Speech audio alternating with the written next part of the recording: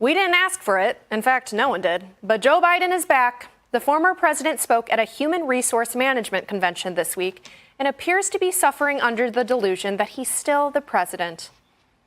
President Biden said he's keeping busy in his retirement by still negotiating with world leaders. How can you just walk away? I'm not, you don't see me out there publicly doing a lot of this. They ask to see me and I see them. Maybe world leaders are suffering from insomnia and need a chat with Biden to fall asleep. Even here at home, Biden says he's chatting with Democrats and Republicans, perhaps to ask what actually happened during his time in office, because he's, quote, working like hell to write a whopping 500-page memoir by March, which is sure to debut near the bottom of the bestsellers list. But maybe Biden's memoir will finally reveal who was really running the White House during his term. One former DNC staffer believes Jill Biden was the puppet master. Well, we may get answers soon as congressional probes are heating up. Former Biden officials are set to testify in the coming weeks, including Biden's physician, Dr. Kevin O'Connor, on Wednesday. Joey, I have an extremely difficult time believing that foreign leaders are calling up Joe Biden to ask for his advice on anything, let alone the goings-on in the world. Yeah, I don't see it. I could see them saying we'd prefer Biden to be in office. I mean, Trump says himself, I don't blame them, but they were getting a better deal from the Democrats than they're going to get from me. So, I mean, there's that angle.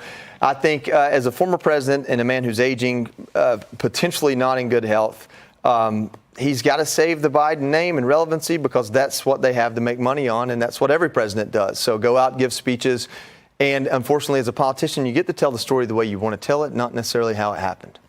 And Joe, the idea that foreign leaders are calling Joe Biden for advice when members of his own party don't want anything to do with him. Take a look at what Kamala Harris posted this past Independence Day weekend. Okay. Notably, in the original shot, Joe and Jill Biden were right next to them. This is the cropped image, intentionally left out. Wow, there's some symbolism there because that's exactly what happened with Joe Biden in July of 2024, 1 year ago, where we had a party that was talking about saving democracy. So what did they do? Their own party actually ousted a sitting president to install another candidate without one vote from any Democrats or the general public in general. So they talk about saving democracy, yet they're doing the Soviet-style installation. I saw in that package that we just played that Joe Biden is still negotiating with world leaders. What exactly is he negotiating? And is that proper for a former president to be doing, to be going behind the back of the sitting president now at this point? Either way, there needs to be accountability around this. If an auto pen, and we don't even know who was running the auto pen, was signing all these executive orders and running the country, we didn't know who was running the country because, again, that's not democracy. That is a shadow government, and we need answers and accountability. But I have a feeling the American people are going to be disappointed because nothing ever happens in these situations in the end. There's never any accountability. Absolutely. And Arthel, perhaps one of the reasons why Democrats are sort of keeping Joe Biden at arm's length is because they also want to distance themselves from the mental acuity cover-up scandal. Listen to Representative James Comer discuss how Congress is going to hold those Democrats accountable. I think was going to happen when they all initially agreed to come in voluntarily was that they were going to plead executive privilege and not answer our questions. They don't have that. President Trump's waived it. They're going to have to answer our questions, and we will hold them in contempt of Congress.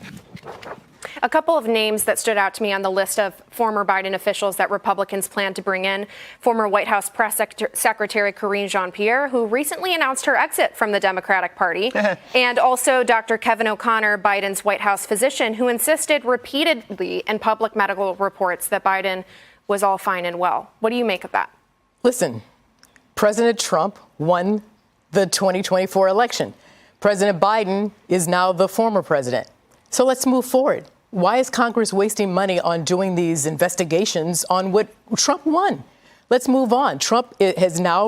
President Trump is running the country, how he sees best for Americans. So why are we wasting time on all of this? And by the way, as far as that crop photo is concerned, the former vice president was making a comment about her husband. She and her husband sharing the holiday together. And so that's why she cropped them out. And quite frankly, if we had a 4-shot right now, I'm cutting all y'all fools out. That'd be me. Well, I do think the investigation matters because it's important. Americans deserve to know who was representing them for 4 years. If it wasn't Joe Biden, then who was it? Wasn't an unelected cabal of White House staffers? You guys, you know that Joe Biden was not suffering the entire time. I'm just saying we're just wasting a lot of time. Even if it was on 1 stuff. year, though, Arthur, that's still a year. I don't know, and I'm not here speaking for Joe Biden. What I'm saying is that it's time to move on. President Trump won. There's so many things that our country needs to be focused on for the betterment of Americans. So we should just let it go? No, I'm not saying let it go. I'm saying not spend so much time on relitigating what is in the past. And as far as whatever, really quickly, whatever as far as his auto pen action, President Trump has come in and undone and redone, again, for the betterment of the people as he sees fit. So he has the power now. This segment from Fox News draws into sarcasm, conspiracy, and pure protection. The panel mocked Joe Biden for delivering a speech and the Human Resource Convention, treating is not as a normal activity for a former president, but is a proof of delusion.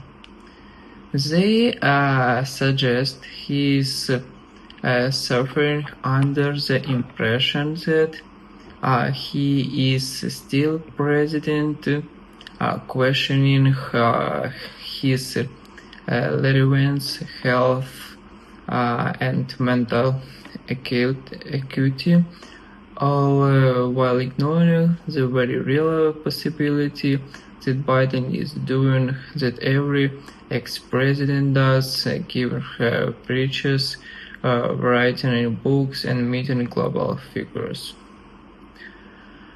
The commentary escalates into a full-blown conspiratorial ferretic. They claim foreign leaders are either ignoring Biden or using him as a sleep aid, and they mock his oncoming memoir. But it doesn't stop there. They push the narrative of a shadow government, insisting Biden wasn't running the White House and that there's an after-pen presidency run by unelected staffers. It's a Soviet-style drama for prime-time ratings. Republicans on the panel call for investigations into Biden's finances and administration, citing Representative James Comer's plan to suborn former aides, including Kevin O'Connor. Yet, the irony is blinding. They demand accountability from Biden staff while brushing off my investigation into Trump's blatant corruption, including hush money payments. The January 6 insurrection and foreign business entanglements. The cropped photo of Kamala Harris is framed as some grand betrayal, feeding the Democrats are abandoning Biden narrative, and in true gaslighting fashion, the host insists it's time to move on from Biden and focus on Americans. This type spending the entire segment rehashing and slandering him. This wasn't journalism, it was performance art designed to foil outrage, but the facts and deflect from the GOP's own authoritarian drift. They don't want truth, they want vengeance, and they will smear anyone of their path to get in.